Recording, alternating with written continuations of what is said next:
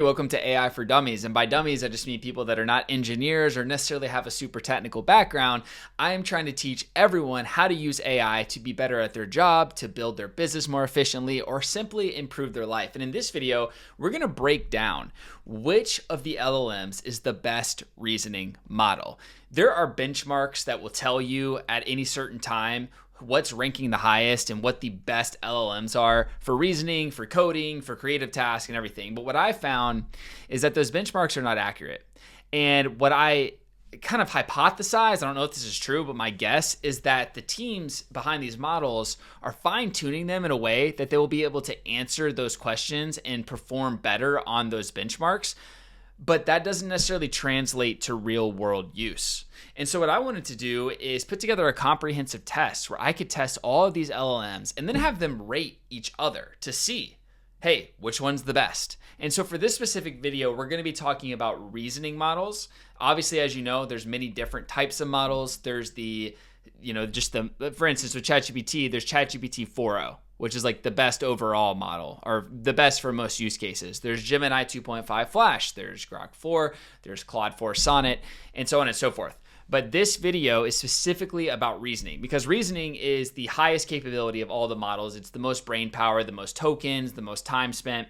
And I came to some pretty interesting conclusions. And so for the purpose of this experiment, we tested out ChatGPT o3 Pro, ChatGPT o3 Regular, Grok 4, Gemini 2.5 Pro, Claude 4 Opus. Okay, and we also did some of the Chinese ones as well, but I'll go ahead and tell you straight off the bat, they just didn't perform well, so there's no point in even really including them in this video. And so the use case for this, well, I did a couple different tests, but the one that really stood out to me is, so I run a business that helps businesses integrate AI into their business. It's a lot of business. And essentially what we do is we figure out where their bottlenecks are, what problems they're facing, what's just giving them a headache over and over again. And then we build a custom AI solution into their business that solves that problem. And typically what happens is it works so well that they want to add more solutions in the business. But anyways, I was talking to a client or a potential customer that's in an industry that I'm not super familiar with. It's HR and payroll. It's a software company that helps businesses with HR and payroll, and they have specific niches that they focus on. So obviously, best practice, I record the entire call, have a great conversation with the guy, just really try to, it's not a sales call as much as it's just a discovery call, just trying to understand, where are the problems, what are the bottlenecks? And so I essentially recorded the transcript of the call and I put it into a document. And at the top of the document, I added just a very light prompt. The prompt is, I just had a talk with so-and-so. I'm not going to disclose any names or anything. I just had a talk with so-and-so who is in X role at Y company. And then I linked to the company just so it had the full context. Here's the transcript. I need you to analyze the transcript. And by the way, all these LLMs are already familiar through memory with my business, Integrai, so they know what I do, they know what I focus on, and they know what I'm going for. And I said, I want you to analyze the transcript, analyze the business, and propose the top 3 AI solutions that we can build into this business that will help them with the pain points that they highlighted in the call, that will get them the highest ROI for their investment, and that will be the most likely to convert. And list them 1, 2, and 3 in that order. I had a hypothesis about some solutions, about what I thought made a lot of sense. And so I ran this test. And like I said, I ran it with o3 Pro, I ran it with regular o3, I ran it with Gemini 2.5 Pro, I ran it with Grok 4, and I ran it with Claude 4 Opus.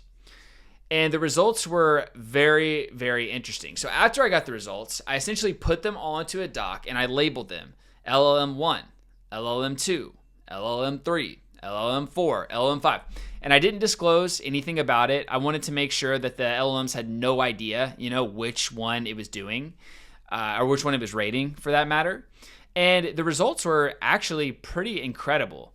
So I can tell you right off the bat that Claude 4 Opus came in last. So not a big surprise to me. I think Claude is incredible at writing. I think it's a really good assistant for coding. But in terms of reasoning and just like creative strategy and just like acting like a human, it's not that great for me personally, which is funny because it writes more human than any of the other LLMs. But I would never take a business problem to Claude and try to get it to solve it, as an example, just because it's not that good. It's just really not that good. So sorry to the Claude fans, but that was my experience with Claude. And I think it's a great tool. I'm not saying don't use it, but for this specific use case, for the reasoning use case, didn't perform that well. Number 4 on the list was actually Grok 4, which to me was not a surprise. But if you go read X, you might get surprised because people act like Grok 4 is like the smartest model of all time. I don't find it to be very good at reasoning, creative strategy, writing. I don't really even know what it is good for, to be honest with you, because I just don't really, it's just not that impressive to me. So Claude was in last. Grok 4 was in number 4. Now, second place, we're going to skip third for a second.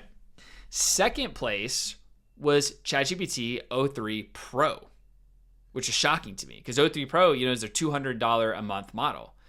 Now, I will say o3 Pro did get 1 vote for the number 1 slot from one of the LLMs. But if you add them all up and take the average, it came in second, which is pretty shocking to me because that was my assumption of what was going to be best. And the answer it gave me, I really, really liked.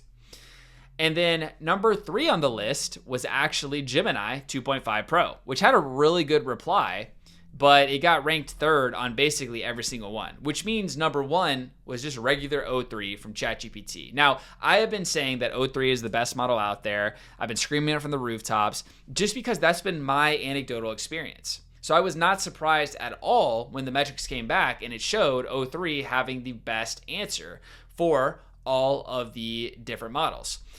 And I ran this test with multiple different variables, different questions, multiple times, and the results came back the same almost every single time.